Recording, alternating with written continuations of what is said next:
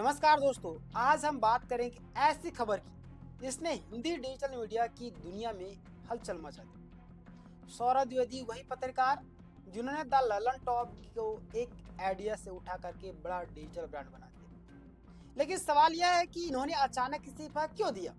क्या इसके पीछे कोई राजनीतिक या धार्मिक दबाव है या सिर्फ एक सामान्य करियर में? चलिए इस पूरे मामले को तथ्यों के साथ में स्टेप बाय स्टेप समझते हैं, पूरा फैक्ट्स को समझते हैं। 5 जनवरी 2026 को सौरभ द्विवेदी ने इंडिया टुडे ग्रुप और ललन टॉप को इस्तीफा दे दिया। इन्होंने वहां करीब 12 साल तक काम किया। 2016 में द ललन टॉप की शुरुआत की, प्लेटफॉर्म का चेहरा बने, लेकिन ओनर कभी नहीं थे। यह बात समझना बहुत ही ज्यादा जरूरी है। द ललन टॉप चेहरा या कंपनी? बहुत से लोग सोचते थे कि द ललन टॉप यानी कि सौरभ द्विवेदी का अपना चैनल है, लेकिन हकीकत कुछ और है। द ललन टॉप शुरू से इंडिया टुडे ग्रुप का डिजिटल प्रोजेक्ट रहा।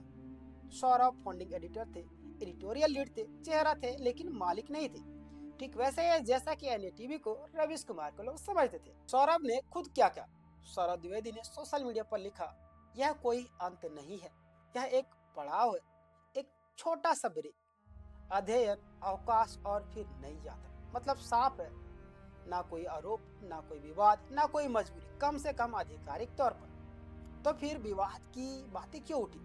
अब आते हैं उस हिस्से पर जहां कंफ्यूजन शुरू होता है। 20 दिसंबर 2025 दिल्ली, एक सार्वजनिक बहस होती है। विषय, does God exit? Moderator Saurabh Dwivedi, speaker Javed Akhtar और मौलाना शमीम नदवी।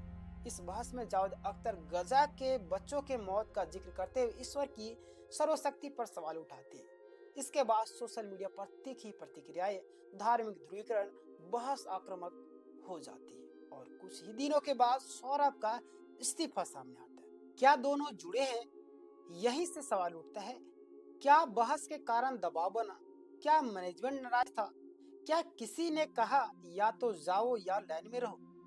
इसका क्या जवाब? हमारे पास कोई सबूत नहीं। सौरभ ने खुद इससे इनकार किया, इंडिया टुडे ग्रुप ने इससे इनकार किया। इसीलिए अभी यह कहना कि इस्तीफा विवाद की वजह से हुआ सिर्फ अटकल होगी, फैक्ट नहीं। लेकिन टाइमिंग सवाल जरूर खड़ा करती है कि यह भी सच है कि बहस, विवाद, इस्तीफा, यह क्रम लोगों को सोचने पर मजबूर करता है कि लोकतंत्र में सवाल पूछना गलत नहीं है, लेकिन बिना सबूत निष्कर्ष निकालना भी सही है। अब सौरभ आगे क्या करेंगे, यह सबसे अहम हिस्सा है। सौरभ द्विवेदी ने शायद अपना यूट्यूब चैनल शुरू कर दिया है।